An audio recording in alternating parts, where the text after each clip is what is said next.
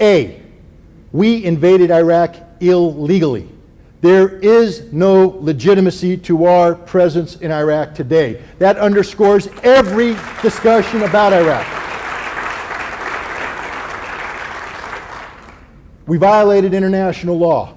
The president said there are weapons of mass destruction in Iraq, and the United Nations is unable or unwilling to fulfill its law. It passed a law saying Iraq must be disarmed. Iraq isn't disarmed. The president didn't tell us how he knows this. He just said he knows it. And because the United Nations is unable or unwilling to take action, the United States must. International law is not something we are bound to, he said, because international law is wrong here. The security of the United States is at stake. We can't rely on law to protect us. We must undergo modern-day equivalent of frontier justice. You know, frontier, it's apt. We're in a high school now. What is the definition of frontier? Frontier is that area between civilization and the wilderness. Frontier. You don't have pure civilized activity there. The rule of law does not firmly apply. You got some bad people running around. So frontier justice is a sheriff. Gary Cooper type.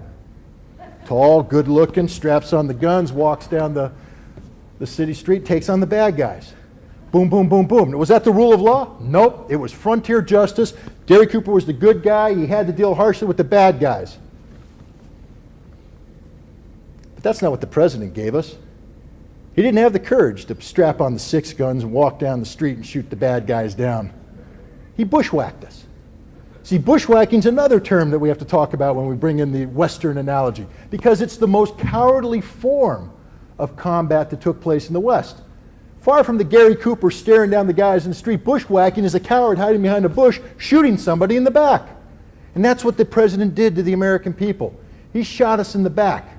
He lied to us about a threat coming from Iraq. He lied to us about weapons of mass destruction in Iraq. Now, before the war, I can give excuses to people who said, Scott, you know, I heard what you said, I respect your position, I know where you came from, but this is the president, man. He's got the CIA on his side, he's got the DIA, he's got NSA, he's got all those alphabet organizations that are feeding data to him, and you haven't been involved in that since 1998, so I'm going to lean on the side of the president here. Okay. You leaned on the president and you found out that rather than a solid foundation, you had a house of cards that collapsed the second the first lie was exposed.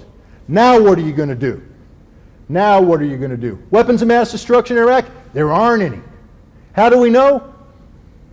Even the Bush administration has to acknowledge they can't find them. 4 months and $300 million into a post-war investigation, they haven't found a single weapon of mass destruction in Iraq. They haven't found a single program dedicated to the manufacture of weapons of mass destruction in Iraq. What they found, or what they have alleged to find, are fragments, bits and pieces. I've always said that since Iraq had a huge weapons of mass destruction program in the 1980s and early 1990s, that you got to view Iraq, when you deal with weapons of mass destruction at this late stage in the game, as a giant archaeological site. And you dig deep enough and you dig long enough, you're going to find evidence of these past programs. But you aren't going to find ongoing programs. Remember this, the president didn't stand up before us and say, we're going to war because an Iraqi scientist has 1 vial of botulinum toxin in his refrigerator that's been there since 1993. That's a threat to the national security of the United States of America that warrants the mobilization of 250,000 people. That's not what the president said. The president said, we're going to war because there are massive stockpiles of biological weapons, massive stockpiles of chemical weapons, long-range ballistic missiles, and a nuclear program that will manifest itself within 6 months with the manufacture of a nuclear device. And he exploited the fear and ignorance of the American people by putting his vice president on TV, who told us Iraq will have a nuclear bomb within 6 months. When asked where the smoking gun for this was, he says, we don't want the smoking gun to be a mushroom cloud. And the Americans quaked in fear in their seats at home, and they supported this war. There is no nuclear program. There is no chemical weapons program. There is no biological weapons program. There is no long-range ballistic missile program. There are no weapons of mass destruction in Iraq. Lesson 1, United Nations weapons inspections worked. They succeeded in disarming Iraq.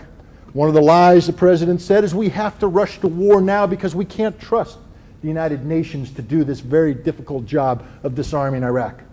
Ladies and gentlemen, they did a pretty darn good job.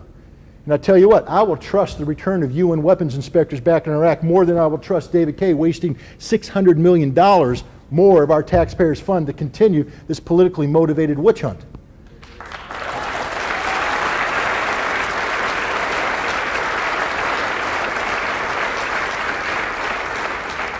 David Kaye is not in Iraq to search for the truth. That's for sure. Give you one example of how I know this. It's his own words. 120 ammunition supply points in Iraq, he tells us. 120, and they're out there, all over the place. And we haven't even begun to inspect them all, he says. And some of them might contain chemical and biological weapons. Well, think about that. We went to war because of the chemical and biological threat posed by Iraq. We went to war to keep chemical and biological weapons out of the hands of terrorists. And you're telling me now that the President of the United States is going to sit back and do nothing when we suspect that chemical and biological weapons might be in an ammunition supply point? Because these supply points aren't protected. No American troops are there. They're open up. Paul Bremer came out, the head of the Coalition Provisional Authority, and said, yeah, these supply points, we've got to work on securing them. Some of those weapons used to blow up the UN headquarters came from these unsecured supply points. Okay, why aren't you securing them? We don't have enough troops. All right, conventional weapons, I buy that, it takes time. But now we're told that there might be chemical and biological weapons there. Why aren't we securing them?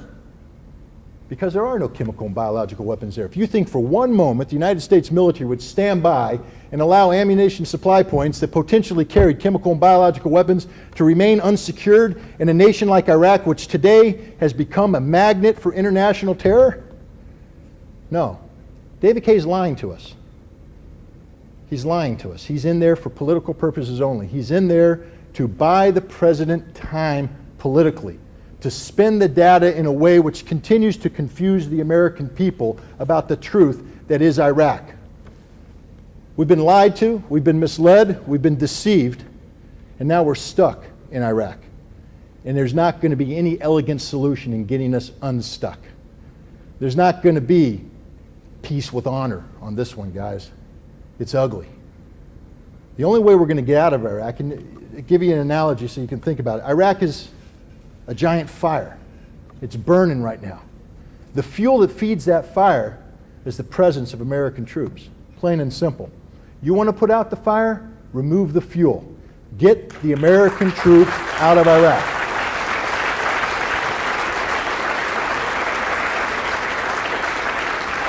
Now, you can't do that in a vacuum. You can't just snap your fingers, pull the American troops out, and expect everything to be rosy in Iraq. So there's going to have to be some things that take place. A, get the United Nations to step into that vacuum. Turn to the United Nations and give them the political control of Iraq that is required. B, turn the security of Iraq over to the Iraqis. Remobilize the Iraqi army that we demobilized. They're not all pro-Saddam supporters. They're Iraqi soldiers who will serve their country if called upon to do so. I don't want American soldiers doing over 900 detainments a night. 900 doors we kick down in Iraq a night. 900 men we roust out in front of their wives and children. We humiliate them in front of their family. We handcuff them. We beat them to the ground. We put a hood over their head. And then the next day, we return 896 of them back to their families because we didn't have anything on these guys to begin with. We hold 4 because we suspect they might be up to something no good. You know, we wouldn't allow that here in America. Why are we going to allow it over there? Why are we allowing American troops to do to the Iraqis what we would never allow our own police to do to us?